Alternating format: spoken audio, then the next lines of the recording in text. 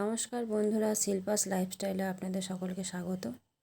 আজ আমি আপনাদেরকে দেখাবো তন্দুরি রুটি বানানোর রেসিপি। এই রেসিপিটি বানানোর জন্য প্রথমে বোলের মধ্যে একটু ময়দা নিয়ে নিয়েছি, ময়দাতে একটু টক দই নিয়ে নিয়েছি। এবার পরিমাণ মতো চিনি, নুন, সাদা তেল আর 1 প্যাকেট ইনো দিয়ে ময়দাটাকে নরম করে মেখে নিতে হবে।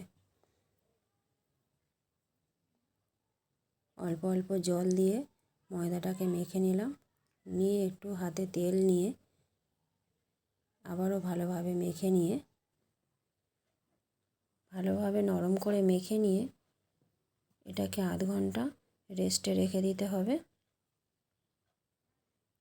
এবারে রেস্টে রেখে দেওয়ার পরে এরকম একটু বড় বড় সাইজ করে লেচিগুলো কেটে নেবেন।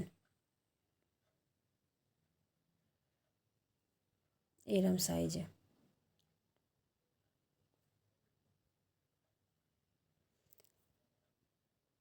এবারে একটু মোটা সাইজের বেলতে হবে। এগুলো বেশি পাতলা বেললে হবে না, কারণ তন্দুরি রুটি একটু মোটাই হয়।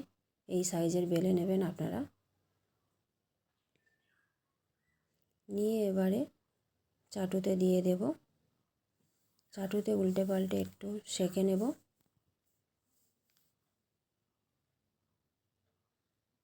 নিয়ে এবারে আগুনে এটাকে আরেকবার সেঁকে নেব। দেখুন কি সুন্দর ফুলছে রুটিগুলো।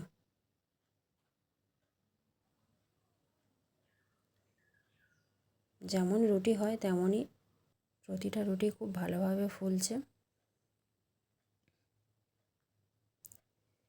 এই রুটিগুলো আপনারা চাইলে পনির কিংবা কাবলি ছোলার ঘুগনির সাথেও খেতে পারেন। দেখুন রুটিগুলো নরম একদম তুলো। অবশ্যই আপনারা বাড়িতে ট্রাই করে দেখবেন, খুবই ভালো লাগবে।